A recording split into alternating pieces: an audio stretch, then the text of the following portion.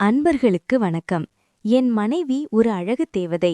அவளை நாள் முழுக்க பார்த்து மகிழ்வேன். ஆனால் அவள் அம்மாவோ அவள் அக்கா போல இருப்பாள்.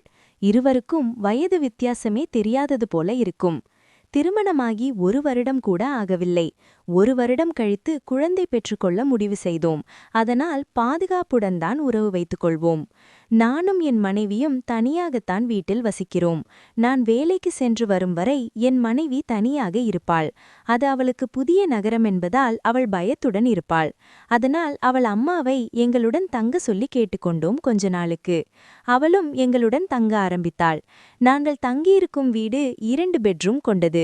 நானும் என் மனைவியும் ஒரு அறையில் படுத்துக்கொள்வோம். அவள் அம்மா வேறு ஒரு ரூமில் தங்கிக் கொள்வாள். என் மனைவியை பெண் பார்க்க போன முதல் முறையே பிடித்துவிட்டது. ஆனால் அது மட்டுமல்ல, அவள் அம்மாவையும் ரொம்ப பிடித்துவிட்டது. அவள் முகம் ரொம்ப வசீகரமாக இருக்கும். நல்ல உடம்பு. முதல் முறை அவளை பார்க்கும்போது அவள் இடுப்பு தெரியும்படி சேலை உடுத்தியிருந்தால் அதை பார்த்தே சொக்கிப் போய்விட்டேன். அன்றிலிருந்து அம்மா மகள் இருவரையும் அடைய ஆசையாக இருந்தது. இப்போது எங்கள் வீட்டில் வந்து தங்க என் மனைவி சொன்னவுடன் எனக்கு ஒரே சந்தோஷம். எப்படியாவது அவளை அடைய வேண்டும் என்று. அவள் எங்களுடன் தனிய நாள் முதல் வாய்ப்பு கிடைக்கும்போது அனைத்தையும் பார்த்து ரசிப்பேன். அவளும் அவ்வளவாக கண்டுகொள்ள மாட்டாள். ஒரு நாள் என் மனைவிக்கு ஜுரம் அடித்தது.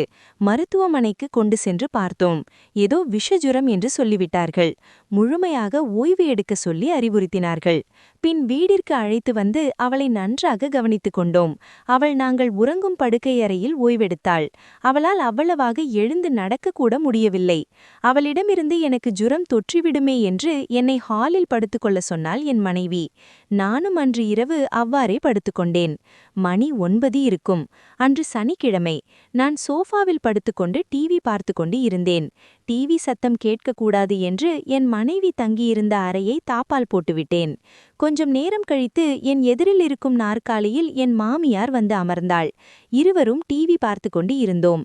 நான் அதை பார்த்து ரசித்துக் கொண்டே இருந்தேன். பட்டென்று அதை அவள் பார்த்துவிட நான் என் முகத்தை டிவி பக்கம் திருப்பிக் கொண்டேன். அவள் சேலையை சரி செய்து கொண்டாள்.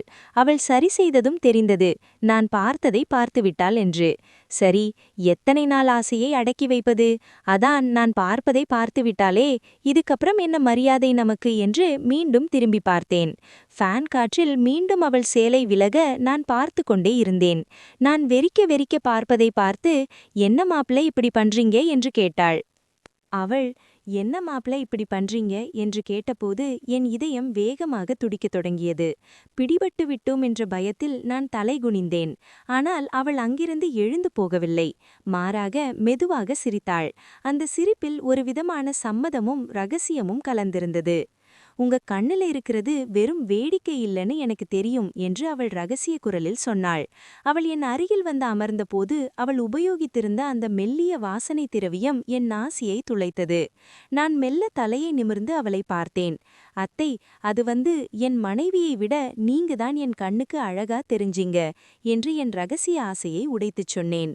அவள் என் கையை மென்மையாக தொட்டு பேசினாள். உங்க வயசுல இதெல்லாம் சகஜம்தான் மாப்ள. ஆனா இது நமக்குள்ள மட்டும்தான் தெரியணும்.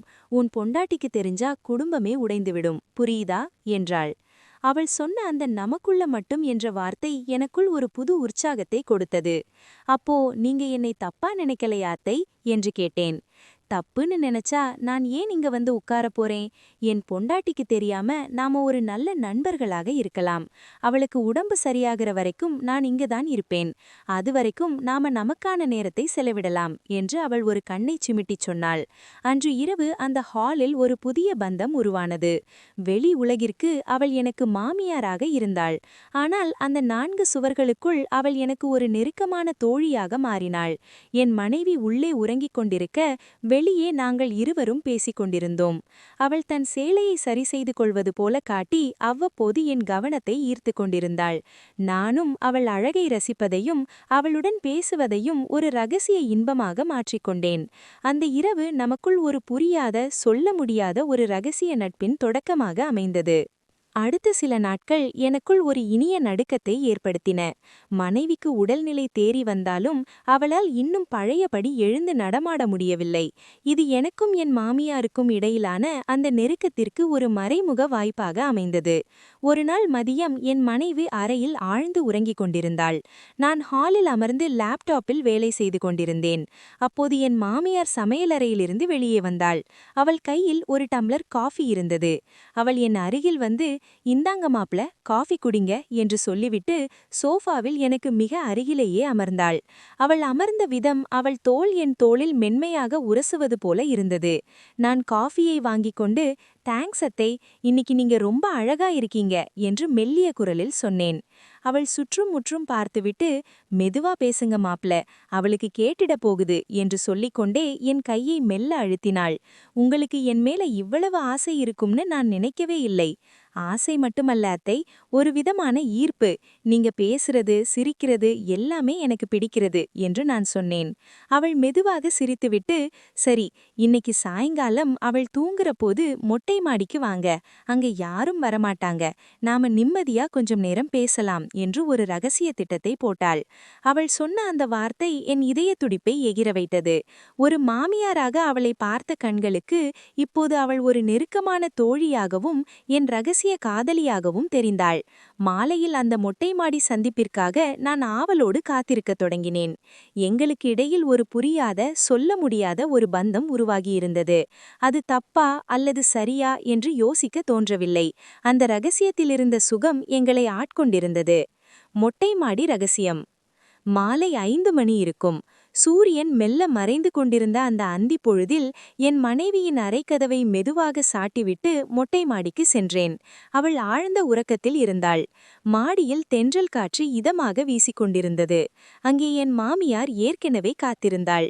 அவள் உடுத்தியிருந்த மெல்லிய சேலை காற்றில் அலைபாய அவள் ஒரு தேவதை போல நின்றாள். நான் அவளுக்கு மிக அருகில் சென்றேன். "அத்தை, நீங்க சொன்னது போலவே வந்துட்டேன்" என்றேன் மெல்லிய குரலில். அவள் திரும்பி என்னை பார்த்து புன்னகைத்தாள். "சீக்கிரம் வந்துட்டீங்க போல, உங்க ஆர்வம் எனக்கு புரியுது மாப்ள" என்று சொல்லிக்கொண்டே என் தோள் மீது கை வைத்தாள். அந்த தருணம் மிகவும் வசீகரமாக இருந்தது. நாங்கள் இருவரும் உலகத்தையே மறந்து ஒருவருக்கொருவர் நெருக்கமாக நின்றோம். அவளுடைய அந்த ரகசிய பார்வையும் என் மீதான அந்த ஈர்ப்பும் என்னை முழுமையாக ஆட்கொண்டிருந்தது. நான் அவளுடைய கையை மென்மையாக பற்றினேன். "உங்களை இப்படி தனியா பார்க்கும்போது என் மனசு என்னவோ பண்ணுது அத்தை" என்று நான் சொல்லத் தொடங்கிய அந்த நிமிடம் திடீரென்று கீழே ஒரு சத்தம் கேட்டது. "யாரது மேல?" என்று ஒரு குரல் கேட்டது.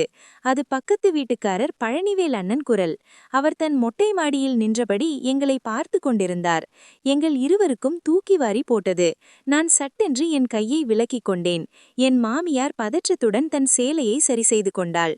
"அது நான் தான் அண்ணே, காத்துக்காக மேலே வந்தோம்" என்று குரலை சரி செய்து கொண்டு பதில் சொன்னேன்.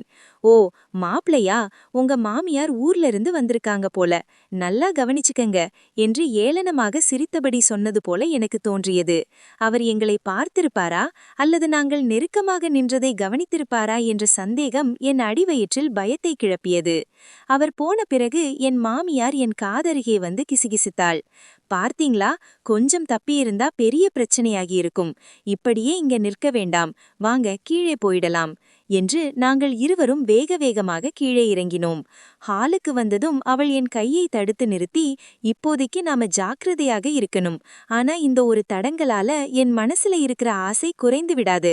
நாளைக்கு அவளை ஆஸ்பத்திரிக்கு கூட்டிட்டு போகும்போது நாம வழியில் எங்கேயாவது தனியா பேசலாம்" என்று ஒரு ரகசிய திட்டத்தை சொல்லிவிட்டு அவள் அறைக்குள் மறைந்தாள். பழனிவேல் அண்ணன் எங்களை பார்த்த பயம் ஒரு புறம் இருந்தாலும் அவள் சொன்ன அந்த "நாளை" என்ற வார்த்தை எனக்குள் ஒரு புதிய எதிர்பார்ப்பை விதைத்தது. நாளை அவர்கள் மருத்துவமனைக்கு செல்லும்போது நடக்கும் அந்த ரகசிய பயணம் பற்றி தொடர்ந்து கேட்பதற்கு வீடியோ லைக் செய்துவிட்டு கமெண்ட் செய்யவும்.